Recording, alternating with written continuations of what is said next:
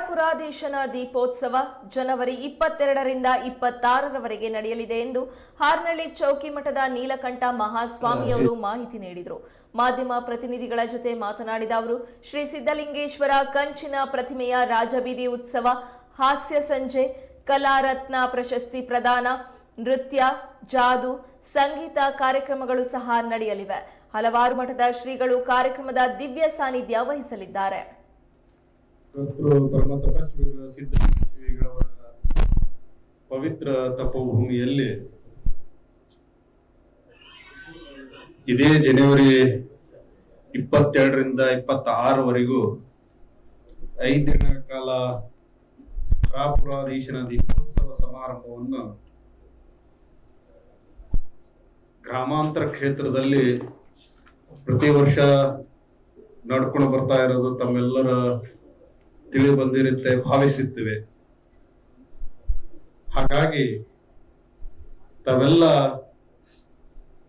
ಶ್ರದ್ಧಾ ಭಕ್ತಿಯ ಕೇಂದ್ರವಾಗಿರುವಂತ ಈ ಪುಣ್ಯ ಭೂಮಿಯಲ್ಲಿ ಹಲವಾರು ಕಾರ್ಯಕ್ರಮಗಳನ್ನ ರೂಪಿಸಿಕೊಂಡು ಜನಮುಖಿ ಸಮಾಜದ ಏಳಿಗೆಯಾಗಿ ಓರೆಕೋರೆಗಳನ್ನ ತಿದ್ದುವ ಕೆಲಸ ಶ್ರೀಮಠದ ಆದ್ಯ ಕರ್ತವ್ಯವಾಗಿದೆ.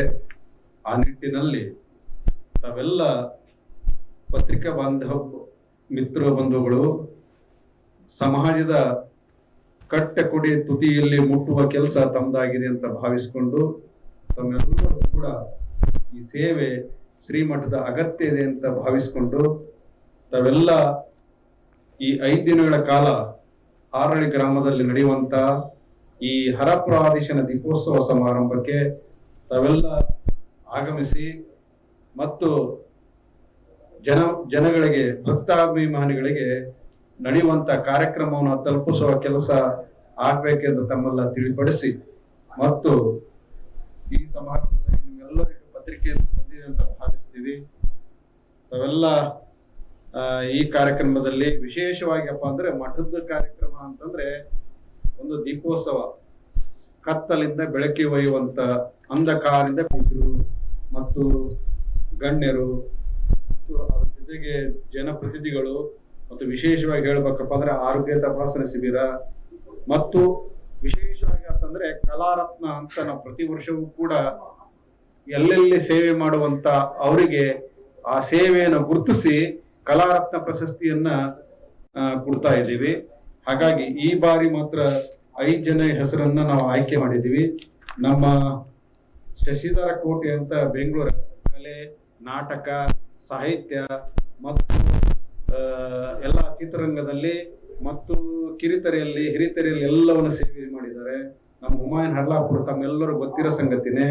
ಮತ್ತು ಕೊಂಡಯ್ಯ ದಾಸ್ ಅಂತಂದು ನಮ್ಮ ಇಲ್ಲಿಯವ್ರೆ, ಮತ್ತು ಶಿವಮೊಗ್ಗ ಅಂತ ಲಕ್ಷ್ಮಿ ಎಸ್ ಅಂತಂದು ಭದ್ರಾವತಿಯವರು, ಮತ್ತು ಗುಡ್ಡಪ್ಪ ಜೋಗಿ, ಇಂತ ಒಂದು 5 ಜನಕ್ಕೆ ನಾವು ಕಲಾವಿದರಿಗೆ ಕಲಾರತ್ನ ಪ್ರಶಸ್ತಿಯನ್ನ ಕೊಡ್ತಾ ಇದ್ದೀವಿ. ಮತ್ತು ಈ ಕಾರ್ಯಕ್ರಮಕ್ಕೆ ಜನಪ್ರತಿನಿಧಿಗಳು ಎಲ್ಲರೂ ಭಾಗವಹಿಸ್ತಾ ಇದ್ದಾರೆ. ಮತ್ತು ವಿಶೇಷವಾಗಿ ಪ್ರತಿದಿನ ಕೂಡ ಈ ಕಾರ್ಯಕ್ರಮಕ್ಕೆ ಸಂಗೀತ ಮತ್ತು ಹಾಸ್ಯ ಎಲ್ಲ ರೀತಿ ಒಂದು ಜನಗಳಿಗೆ ಅದರ ಮುಖಾಂತರ ಒಂದು ಸಂದೇಶ ಕೊಡುವ ಕೆಲಸ ಸಂಗೀತ ಮತ್ತು ಹಾಸ್ಯ ಈ ಒಂದು